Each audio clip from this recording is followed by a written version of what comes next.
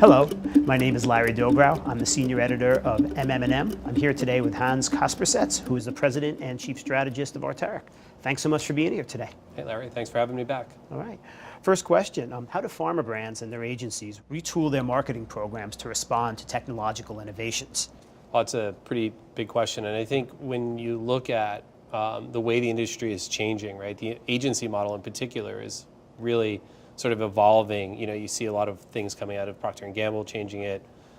We've certainly felt some of that pressure, and I think the way the model has to change is that we're going to move back closer to specialization, right? Rather than a single agency that can kind of do everything, or a single partner that can do everything, there's going to be much more work done in the area of identifying specific partners that have technical capabilities in a fairly narrow sort of space and domain. And then the pharma company or the brand is going to be the ringleader or the coordinator of all those different relationships, making sure that they're, you know, sort of having these open, honest, and connected partnerships across them. The other place is in how they handle their data and how they make data available within those agency ecosystems, right? And I think we're at the infancy of that, right? Over the last couple of years, a lot of companies have started to put together their data lakes and their data marts and starting to aggregate that data.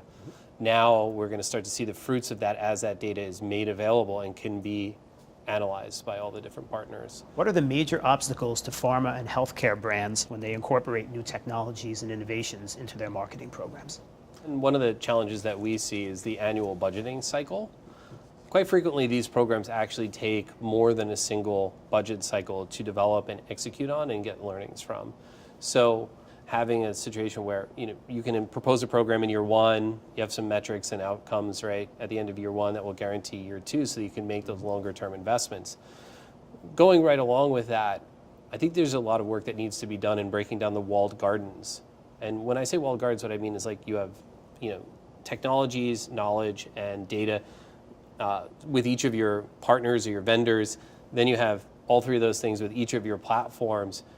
And then, you know, those are kind of laddering up and focused into like a single brand, right, who's sort of the executive sponsor of all those activities. What we need to see is that the learnings that come out of one brand or one set of tactics under a brand can then be transported and shared across brands, so that our partners and clients really are able to take advantage of all the optimizations and sort of insights that come across, especially when you're marketing, say, a portfolio of products within a particular therapeutic category. What are some of the most impactful uses of AI or other new innovations that you've seen in recent months? We know that there's really good academic work coming out. Stanford is doing a lot of work around identifying pneumonia and other thoracic disease through radiology using AI and machine learning.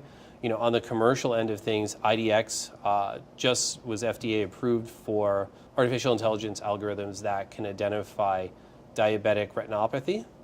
And so I think, you know, their goal is to move the diagnosis of that disease to the primary care physicians, right? And sort of in conversations I've had with Becton Dickinson, you know, they're looking at how do we move from the hospital to the community with care. And so I think those present a lot of opportunities and places where we're going to see these really advanced technologies starting to have an impact first. How can brands ensure that there is still the human connection with their customers? And is that human connection still as important as it used to be? Yeah, absolutely. I mean, people are the magic, right? Technology is a tool. Artificial intelligence is a tool. Machine learning is a tool. We use those tools to analyze much larger sets of data, right? And to do it more frequently. But at the end of the day, they don't provide any insights. And it's the human being, it's the people who are creating the brand, the people who are setting the strategy that bring all of the magic to it. And they're what, in the end, either sort of leads the brand to being authentic and connecting with their targets or not, right? And so I don't actually think that there's a huge risk, or like an authenticity risk, right, or a connection risk in the market, because at the end of the day, we're all still marketers, we're all still trying to tell stories, and we're just trying to connect with people in a more effective and personalized way.